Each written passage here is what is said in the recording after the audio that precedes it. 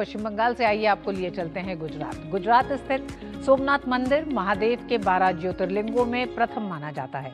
ये मंदिर सिर्फ आस्था का केंद्र ही नहीं बल्कि भारत के गौरवशाली इतिहास और संघर्ष का भी प्रतीक है। इतिहास गवाह है कि सोमनाथ मंदिर को कई बार आक्रमणों का सामना करना पड़ा। इसे बार बार तोड़ा गया, लेकिन हर बार श्रद्धा और विश्वास ने इसे फिर से खड़ा कर दिया। आज सोमनाथ मंदिर न केवल धार्मिक महत्व रखता है बल्कि ये भारतीय संस्कृति, आस्था और अटूट संकल्प का भी प्रतीक बन चुका है। सोमनाथ मंदिर के ऐतिहासिक महत्व पर देखिए social media content creator Harsh Kumar Nayak की ये वीडियो।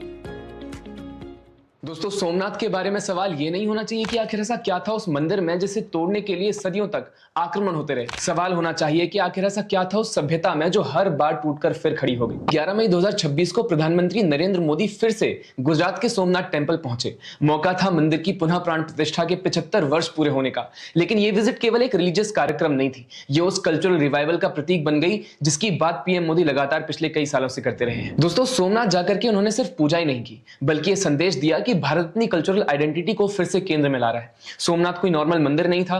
क्या आप जानते हैं कि भगवान शिव के 12 ज्योतिर्लिंगों में सोमनाथ का स्थान सबसे पहला है। शिव पुराण और 12 ज्योतिर्लिंग स्त्रोतम में भी इसका वर्णन मिलता है। यानी जब भारत अपनी आध्यात्मिक और सांस्कृतिक पहचान गढ़ रहा था, तब सोमनाथ उसकी आत्मा का हिस्सा था। और शायद इसी वजह से ये सिर्फ श्रद्धा का केंद्र नहीं रहा, आक्रमणकारियों की आंखों में चुनौती भी था। 1026 में महमूद ऑफ गजनी सोमनाथ पहुंचा। इतिहास की किताबें अक्सर इसे सिर्फ लूट कहकर के आगे बढ़ जाती हैं, लेकिन सच कहीं ज्यादा गहरा है। हजारों लोग मंदिर की रक्षा करते हुए मारे गए। 11वीं से 18वीं शताब्दी के बीच में इसे कई बार नुकसान पहुंचाया गया। अलाउद्दीन खिलजी आया, फिर महमूद बेगड़ा आया, फिर औरंगजेब। हर बार यही सोचा गया कि इस बार विनाश अंतिम होगा, लेकिन हर बार राजाओं और भक्तों ने मिलकर इसे फिर से बनाया। 12वीं शताब्दी में राजा कुमारपाल ने इसका जीर्णोद्धार किया।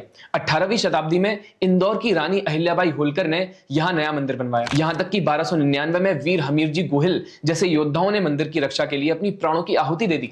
और फिर आया 1947, देश स्वतंत्र हुआ, लेकिन सवाल था कि क्या नया भारत अपनी जड़ों को स्वीकार करेगा या अपनी ही स्मृतियों से दूरी बना लेगा। उसी समय सरदार वल्लभ भाई पटेल सोमनाथ पहुंचे। खंडरों के बीच में खड़े होकर उन्होंने संकल्प लिया कि मंदिर फिर बनेगा।